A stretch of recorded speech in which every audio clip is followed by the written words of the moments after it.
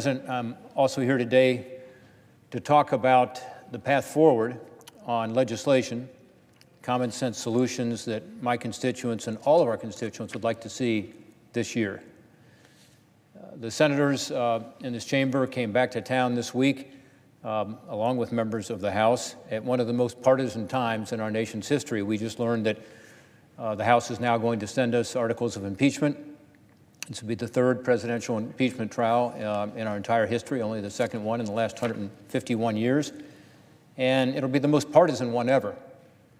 I agree with Nancy Pelosi of a year ago, who said, and I quote, "Impeachment is so divisive to the country that unless there is something so compelling and overwhelming and bipartisan, I don't think we should go down that path because it divides the country." I think she was right about that. And yet, unfortunately, without meeting those criteria, here we are, going down that path.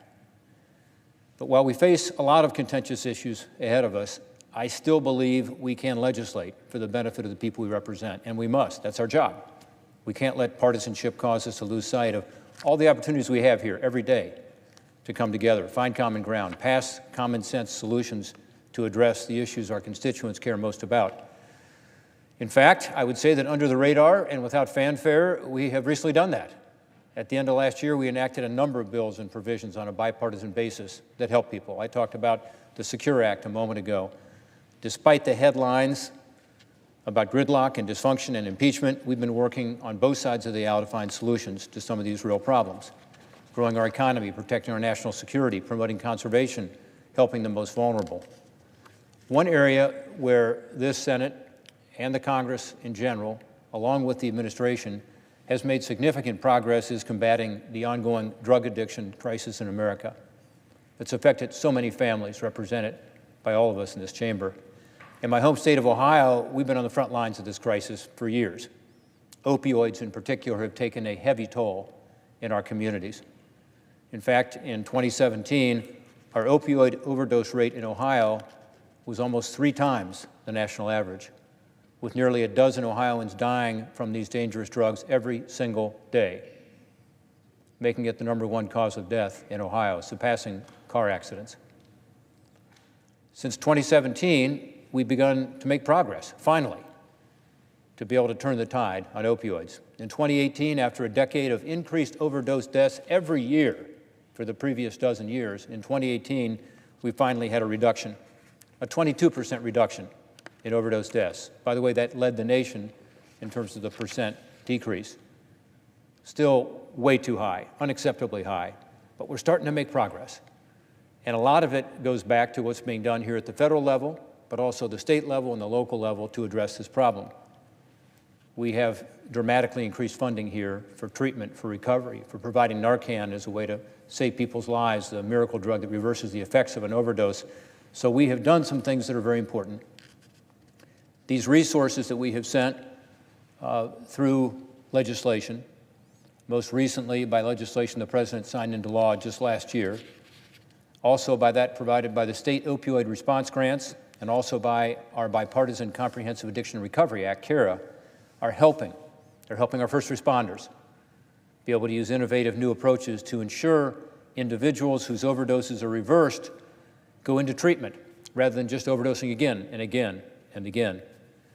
The good news is that at the year end, the spending bill that Congress passed secured a record $658 million in funding for these Comprehensive Addiction and Recovery Grant, CARA grant dollars.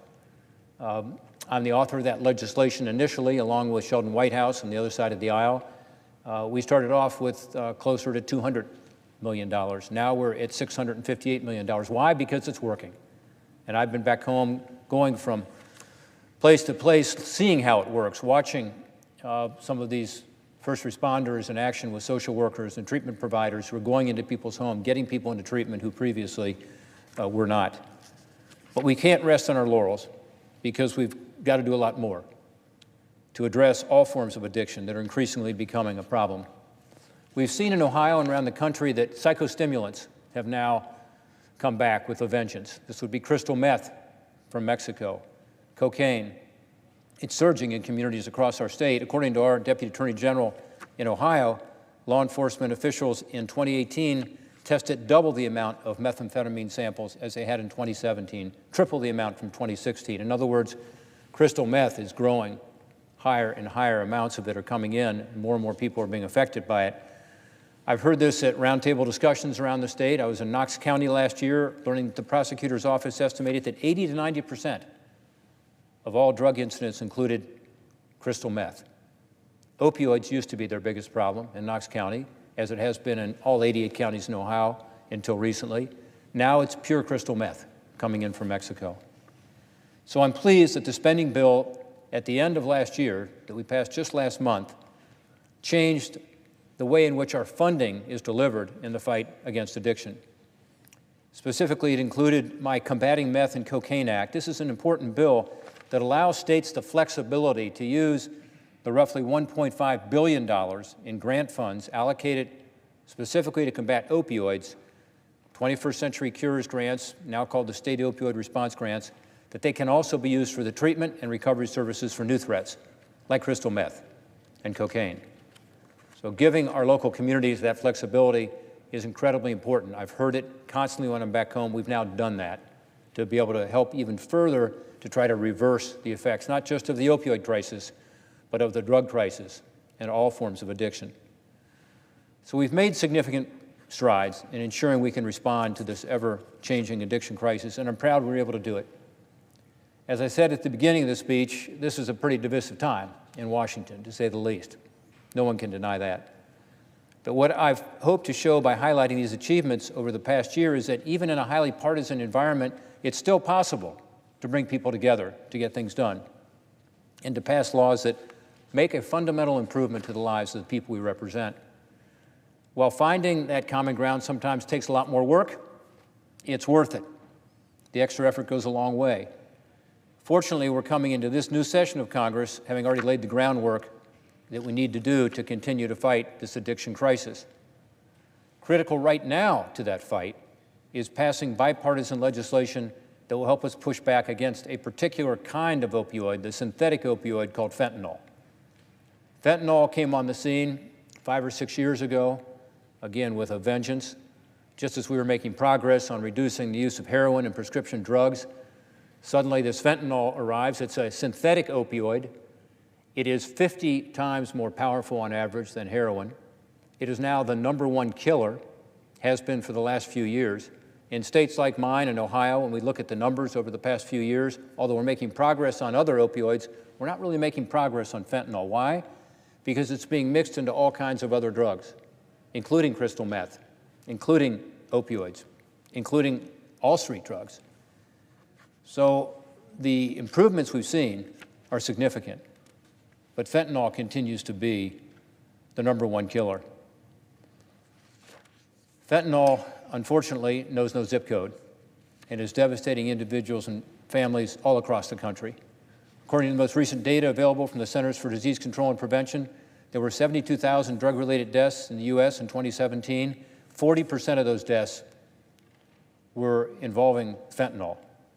That data showed that the overdose deaths due to fentanyl had increased at a rate of 88% per year on average since 2013. It's a real threat to our states. In 2017 alone, we had a record 3,500 overdose deaths in Ohio attributable to fentanyl. Last fall, our Narcotics and Gun Enforcement Task Force seized 45 pounds of fentanyl in a single bust in Montgomery County, Dayton, Ohio, enough of the drug to kill the entire population of Ohio. That's why the Drug Enforcement Agency has made the right call in 2018 in making fentanyl-related substances illegal to possess, transport, or manufacture. This means they've been scheduled. Thanks to that designation, our law enforcement officials have been able to better protect our communities by seizing and destroying large amounts of these fentanyl-related substances. These are the analogs of fentanyl. So that's good. Unfortunately, due to the federal law, the DEA was only able to make these dangerous substances illegal on a temporary basis. So think about that. You have this deadly drug, 50 times more powerful than heroin. We were able back in 2018 to finally make not just fentanyl, but all of its analogs, the fentanyl-related substances, illegal. Law enforcement was using that to begin to push back, and now we find that it was only temporary. And guess what? We're fast approaching the end of that designation. Next month, on February 6th, which is 3 weeks from this Thursday, fentanyl-related substances will once again be legal, and it'll be much harder to keep vulnerable communities safe from these deadly substances. We cannot let that happen. I met earlier today with former Iowa Governor Terry Branstad. Ambassador Branstad is now our ambassador to China. For years, many of us have been pushing China to do more to crack down on fentanyl, because most of the fentanyl that comes to this country and kills our individuals in our communities comes from China. Most of it's been coming through our mail system. We've done a lot to stop that. We've passed the STOP Act, which tightens up the post office screening process, which has worked very well over the last year. We've also provided more money under the Interdict Act to provide better equipment to not just our postal service, but also the private carriers like DHS or FedEx, DHL. But what's happened is China has also done a better job to try to schedule fentanyl, make it illegal, and schedule the precursors and analogs to fentanyl. And we've pushed them hard on that, very hard. I've been in China myself personally doing that. I know Ambassador Branstad has pushed them hard on this. Finally, they've begun to start addressing this rampant production in their country. What Terry Branstad told me today, and I agree with him, is that the credibility of the United States to continue to provide pressure to China to do the right thing will be eroded dramatically if we don't continue to schedule fentanyl. As we're asking them to do it, we cannot let this designation lapse here. Obviously, what's most important is we not let it lapse because it's the wrong thing to do, and because it will affect all of our communities, all of our families who are affected by this dangerous drug. Can't let it happen. That's why last fall, Senator Joe Manchin and I introduced a bill called Fight Fentanyl, which codifies the Drug Enforcement Agency precedent to permanently schedule fentanyl-related substances. So forget these temporary designations that cause these issues. Let's permanently schedule these fentanyl-related substances. It has very strong bipartisan support. In fact, as of a couple weeks ago, every single U.S. state and territory attorney general has now endorsed our bill. That's all 50 states and 6 territories. That doesn't happen very often. This is a bipartisan group of law enforcement officials who have said, we support this legislation, Fight Fentanyl Act, that we introduced last fall. I'm confident we can get it passed if it comes to the floor for a vote. There are other approaches to it as well that are slightly different than ours. I support those as well.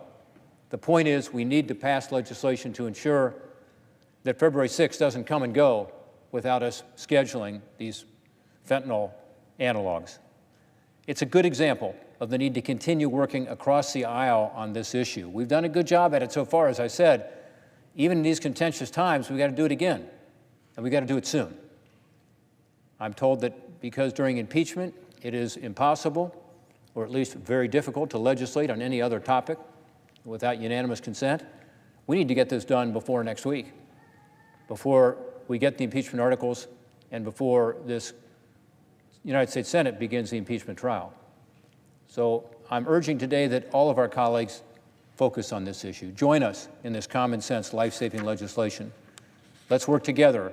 The Judiciary Committee has been working on this. Others have worked on this. We have legislation at the desk to be able to solve it. I hope we could do it by unanimous consent, but we have to do it. This is life-saving legislation to keep fentanyl from spreading its poison even further. I yield back my time.